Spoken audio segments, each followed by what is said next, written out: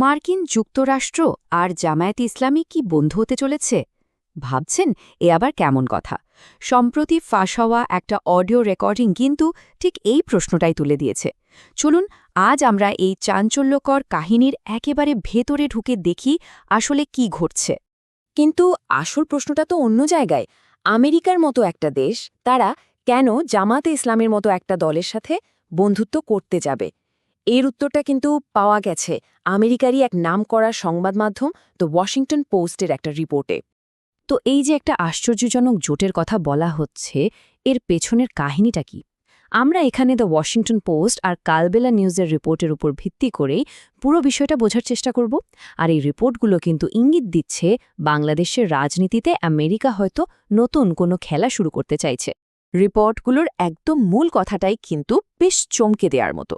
বলা হচ্ছে আমেরিকা নাকি বাংলাদেশের এমন একটা ইসলামী রাজনৈতিক দলের সঙ্গে বন্ধুত্ব করতে চাইছে যে দলটা একটা সময় নিষিদ্ধও ছিল।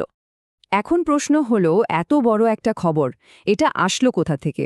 এই পুরো গল্পের শুরু কিন্তু একটা ফাঁস হওয়া অডিও রেকর্ডিং থেকে। ঘটনাটা ঠিক কিভাবে ঘটল চলেন একটু দেখি। ডিসেম্বরের ১ তারিখে ঢাকায় একটা গোপন বৈঠক হয়। এর কিছুদিন পরই সেই বৈঠকের একটা অডিও ক্লিপ বাইরে চলে আসে, মানে ফাঁস হয়ে যায়। আর তারপর ওয়াশিংটন পোস্ট সেই অডিওটা পায় এবং সেটার ওপর ভিত্তি করেই তাদের সেই সারা জাগানো রিপোর্টটা প্রকাশ করে। আর জানেন এই বৈঠকটা কাদের মধ্যে হচ্ছিল? ঢাকায় একজন আমেরিকান ডিপ্লোম্যাট আর কয়েকজন নারী সাংবাদিকের মধ্যে একটা ঘরোয়া আলোচনা চলছিল।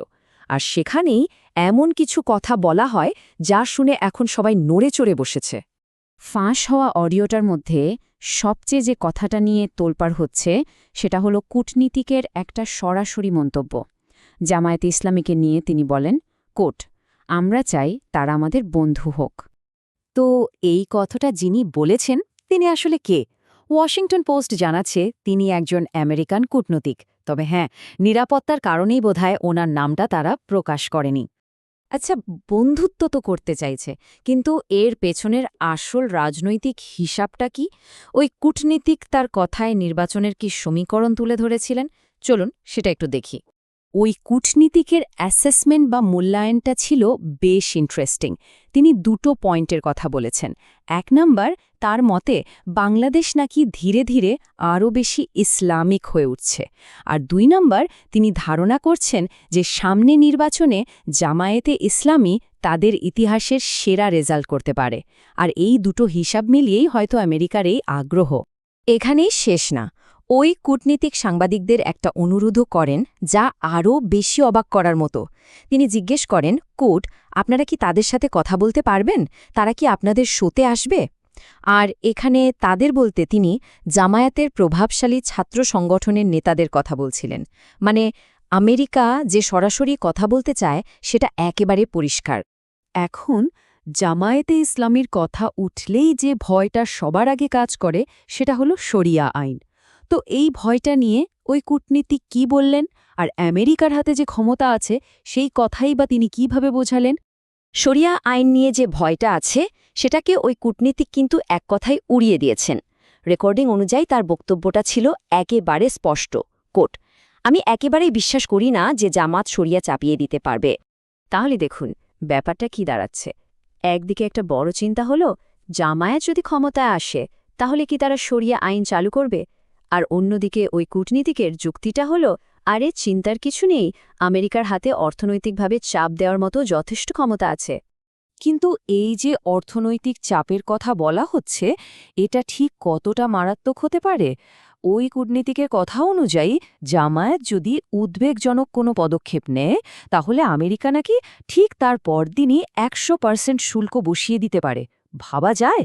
এটা কিন্তু বাংলাদেশের অর্থনীতির জন্য বিশাল একটা ধাক্কা হবে।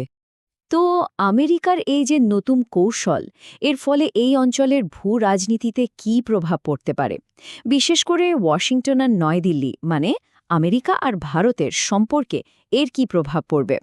রিপোর্টটিতে বিশ্লেষকদের যে মতামত তুলে ধরা হয়েছে তাতে বলা হচ্ছে জামায়াতকে নিয়ে আমেরিকার এই আগ্রহের কারণে ওয়াশিংটন আর নয়াদিল্লির মধ্যে কিন্তু একটা দূরত্ব তৈরি হতে পারে। আর তেমনটা হলে এই অঞ্চলের রাজনীতি যে আরও জটিল হয়ে উঠবে তাতে কোনো সন্দেহ নেই।